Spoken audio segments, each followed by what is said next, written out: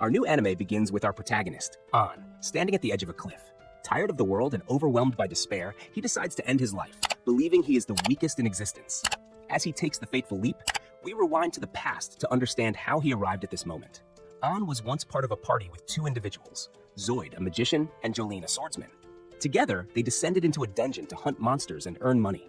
The trio successfully defeated a giant rat, but the task of salvaging its valuable parts fell to An.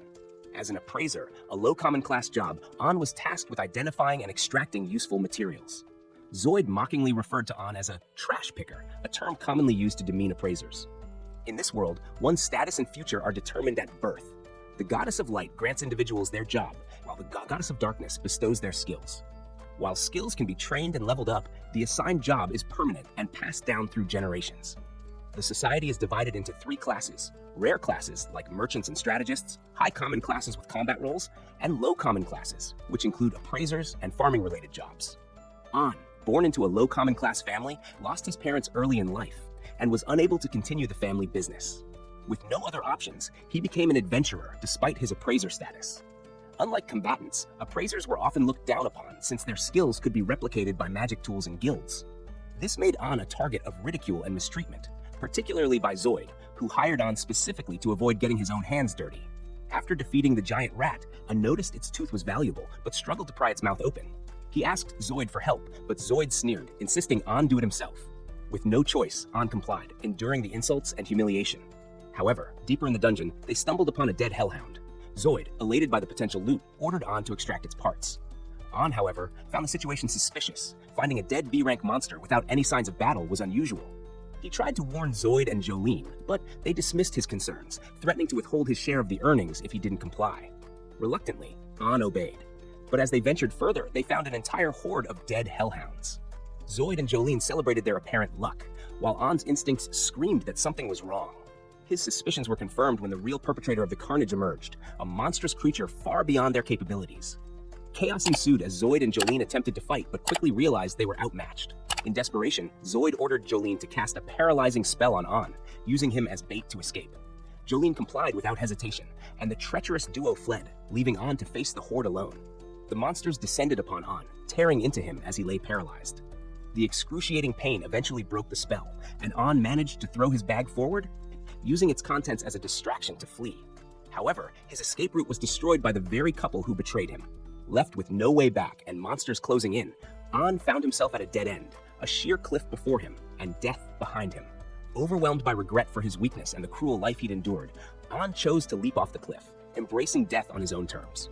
As he fell, memories and regrets surged through him. However, instead of meeting his end, An awoke in a mysterious place. A beautiful girl appeared, gently kissed his forehead, and disappeared.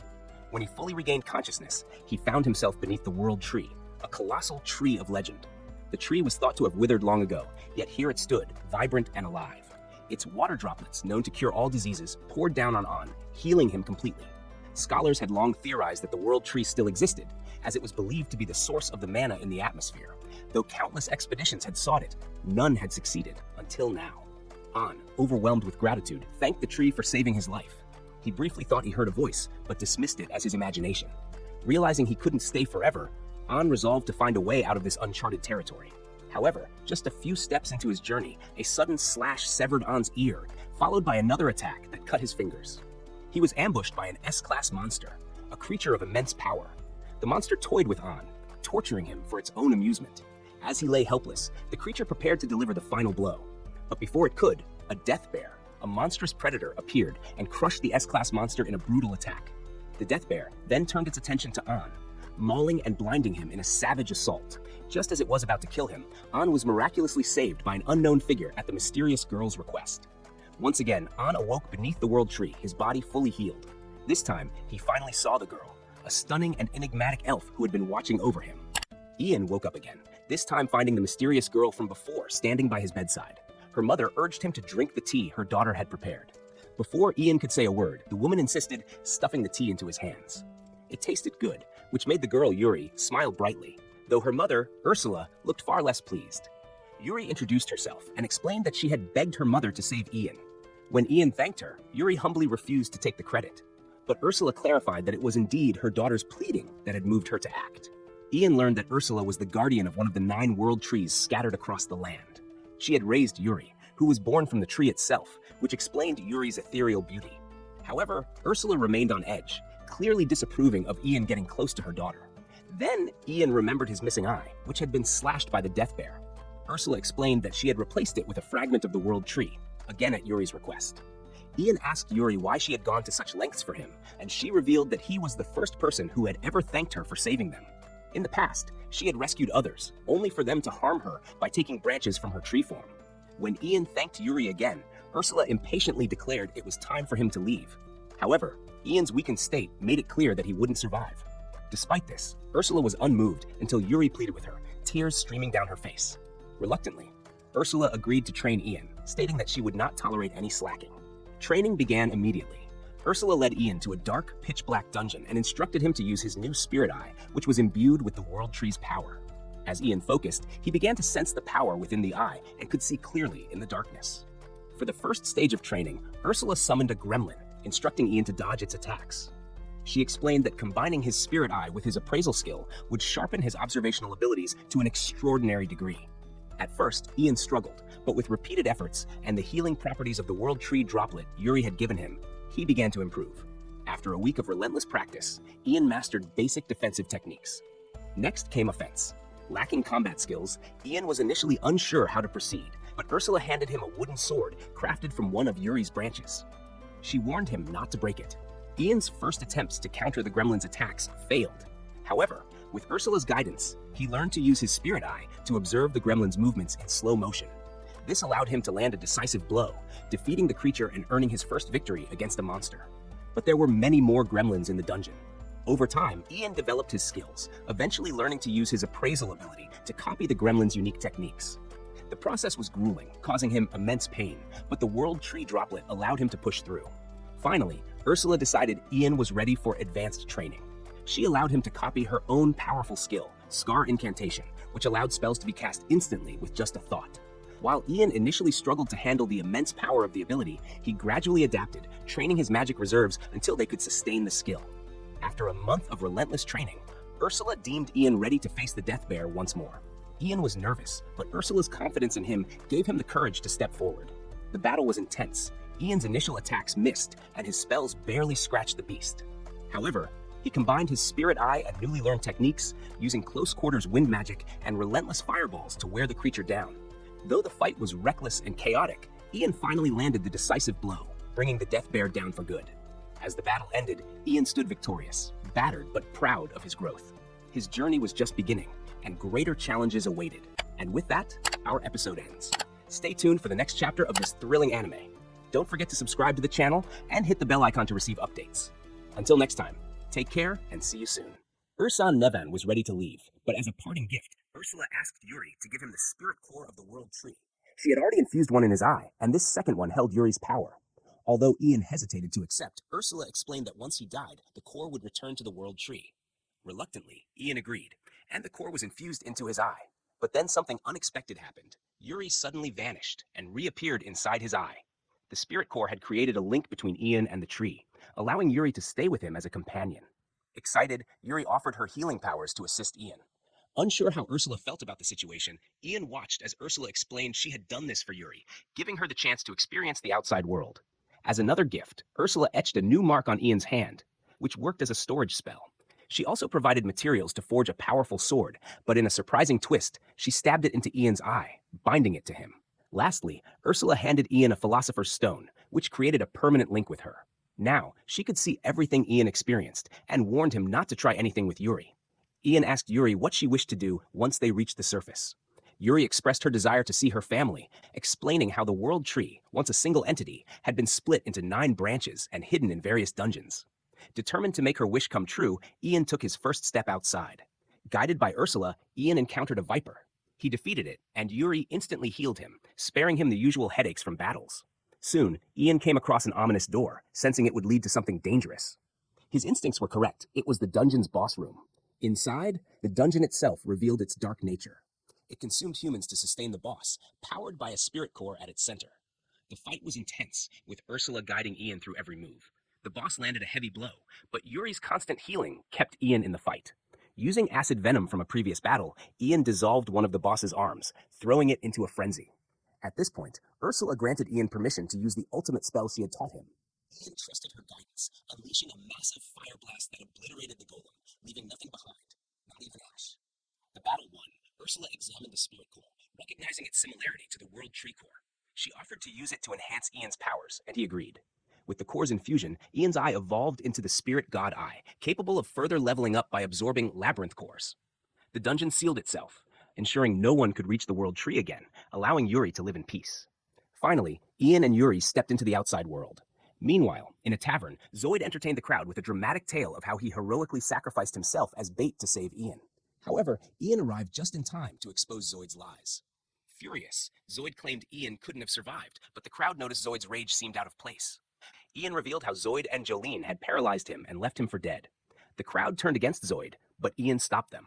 He acknowledged that if Zoid hadn't abandoned him, he never would have met Yuri and Ursula. Thanking Zoid, Ian left the tavern. Ian soon ventured into another dungeon and acquired its core to level up his eye, though there was no sign of a world tree. Ursula accepted this, understanding that finding the world tree wouldn't be easy. Yuri remained hopeful. During their journey, they heard a woman's voice and rushed to help. Monsters were attacking a group of survivors. Ian and Yuri saved everyone still alive, but one of them, a young woman named Claudia, instantly fell for Ian. Embarrassed, Ian asked her companion Jasper to intervene, only to learn he wasn't her brother. Jasper introduced himself as the head of J Trading Company, and Claudia revealed herself as the third princess of the kingdom. Grateful for their rescue, Jasper invited Ian and Yuri to his manor. Claudia, still smitten, boldly declared her interest in Ian. To deter her, Yuri claimed to be Ian's wife, but Claudia wasn't discouraged, suggesting she could become his second wife. While Yuri was flustered, Ursula found Claudia amusing, thinking she'd made a new friend.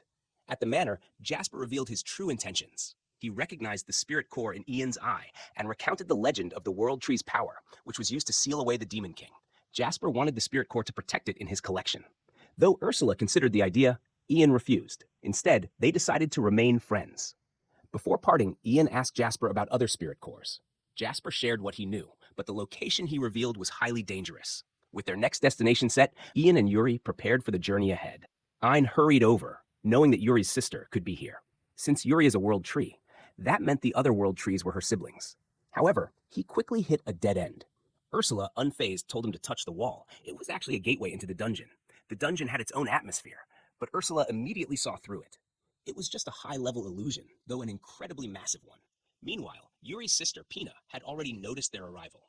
Yuri was eager to meet Pina immediately, but Pina, being her usual mischievous self, insisted they reach her by making their way to the end of the dungeon. She claimed she couldn't leave her place, so they had to come to her instead. The only issue? Pina had personally set up countless traps throughout the dungeon. It was a dangerous path, and she was particularly worried about Yuri's boyfriend. Yuri blushed at this, but Ein was more than ready for the challenge. Confident in her traps, Pina took a front row seat, fully expecting to enjoy the show. However, Ursula warned Ein about the dangers ahead, and he decided to speedrun Pina's trap game. To Pina's horror, Ein breezed through every obstacle with ease. Pina, watching helplessly, pouted as all her hard work was destroyed in an instant. Yuri still believed her sister was just being playful, but considering the deadliness of the traps, Ein wasn't so sure. To clear things up, Pina announced that anyone who hit a trap would simply be thrown out of the dungeon, so no actual life-threatening danger. Just then, an S-rank monster appeared, attempting to knock them out with sleeping gas. Unfortunately for the beast, Ian had a resistance skill, rendering the gas useless. Then, he was suddenly attacked out of nowhere, an enemy using stealth. But Ein also had an ambush nullification skill. On top of that, he had Fortress Mode activated, making him practically invincible. Pina was still convinced her stealth monsters wouldn't be detected, but Ursula had already pinpointed their locations. Ein took them down effortlessly, even copying their skills in the process. Poor Pina. But she wasn't done yet. She unleashed another wave of monsters. They died instantly. Realizing there was no stopping Ein, Pina slumped in defeat. Meanwhile, elsewhere in the same dungeon, Zoid, the notorious backstabber, was fuming. Ein had survived and exposed his betrayal to everyone, ruining his reputation. Making things worse, Jolene, his crime partner, played the victim card, claiming Zoid had forced her to paralyze Ein. As a result, all the blame fell squarely on Zoid. Desperate to redeem himself, Zoid took on an S-rank monster hunt mission, hoping a big victory would restore his standing. Unfortunately, he immediately fell into a spike trap and was thrown out of the dungeon. But Zoid refused to give up. He kept trying. Eventually, he stumbled upon a crocodile-like monster. It was way out of his league. Lena, his companion, told him to just give up. But even after the monster crushed his hand, Zoid refused to surrender. That's when Ein showed up. In a single swing, Ein effortlessly killed the monster. Zoid was in shock. Ein, however, simply healed Zoid, knocking him unconscious and asking Pina to eject him from the dungeon. Finally, Ein and his team reached the boss chamber. The only way to meet Pina was by defeating the final boss. However, defeating it would also seal off the world tree. Ursula reassured Ein that as long as the dungeon core remained intact, they wouldn't have any issues. Upon entering the chamber, Ein quickly realized something. The ground beneath them was the boss.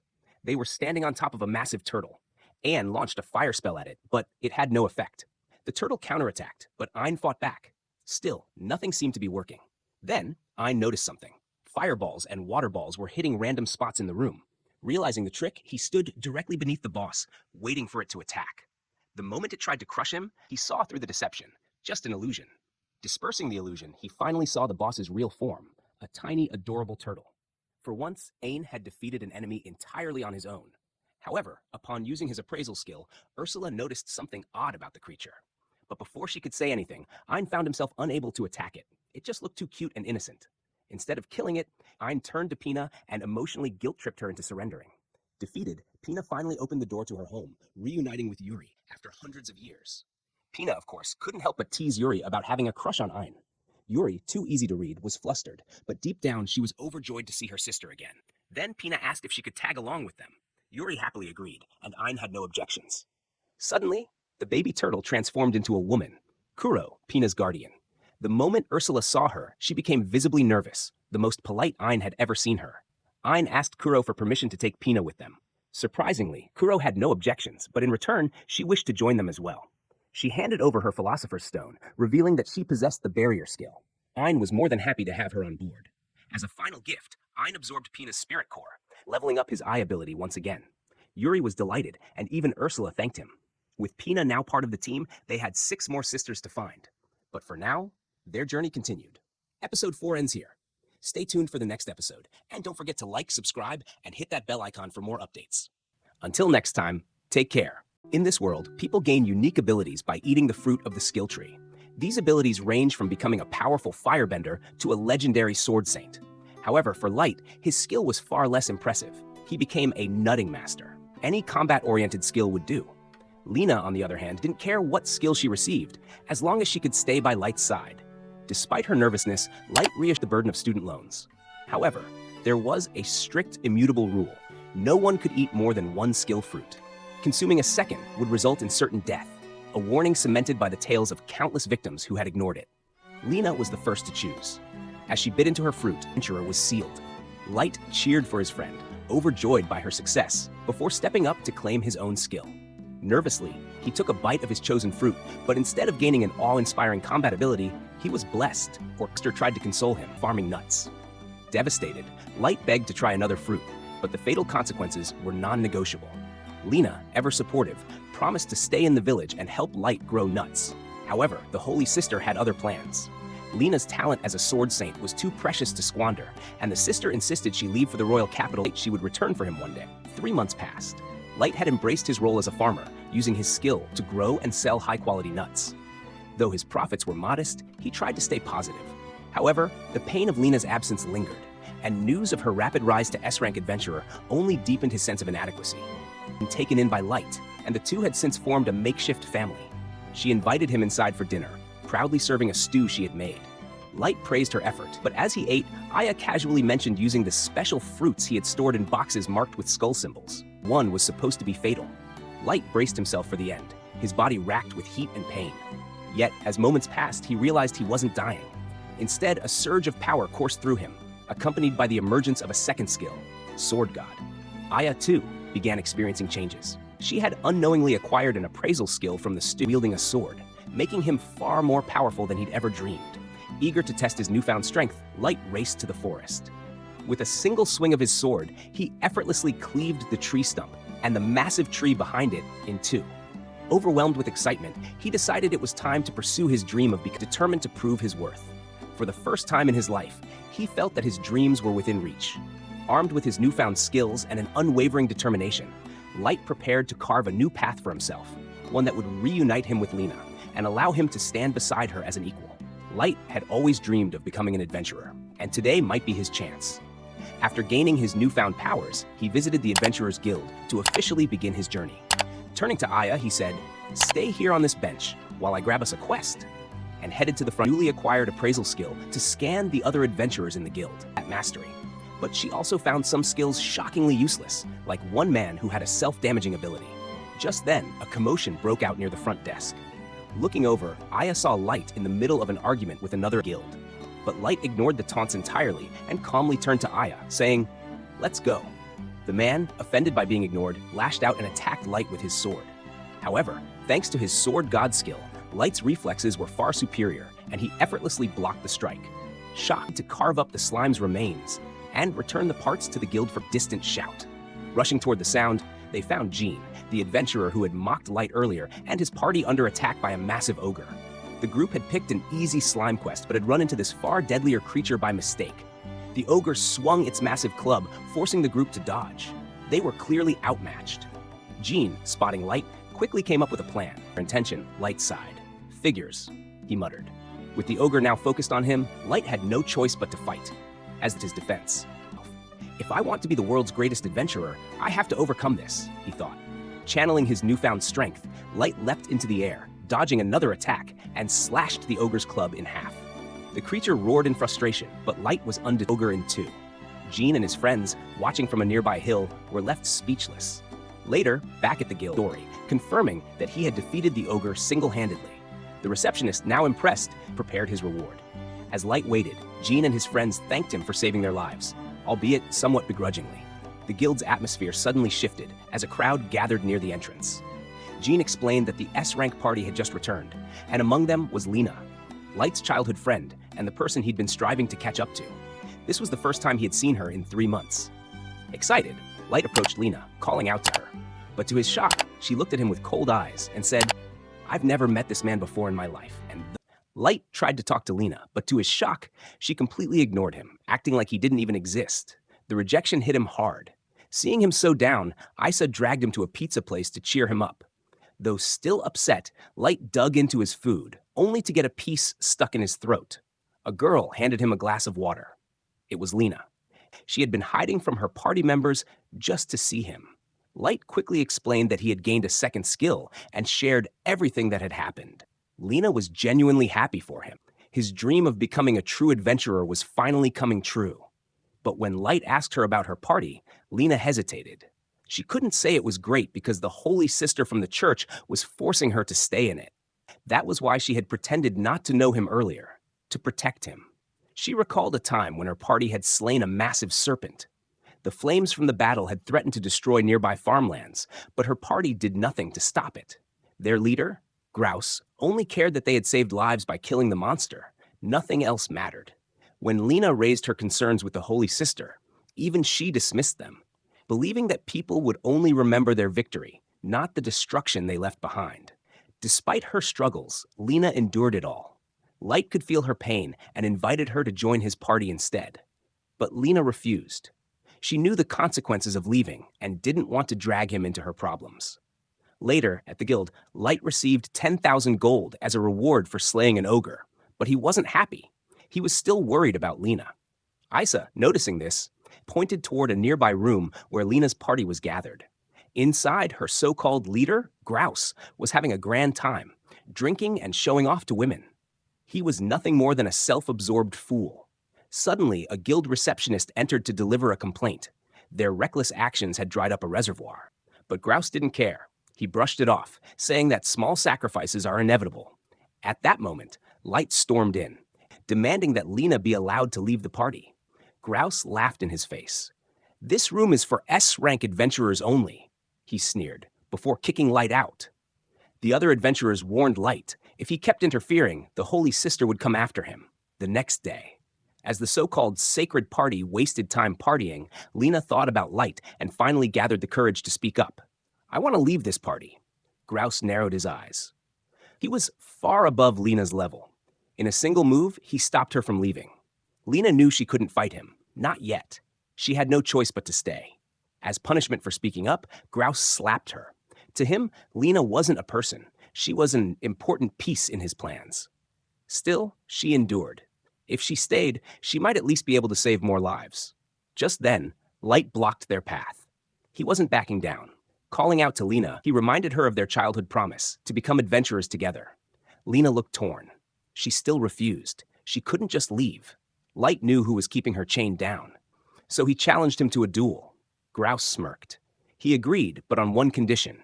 If Light lost, he would be banished from the guild and the entire country. Lena begged Light not to accept, but he didn't hesitate. The duel began. Isa quickly realized Grouse had inhuman speed.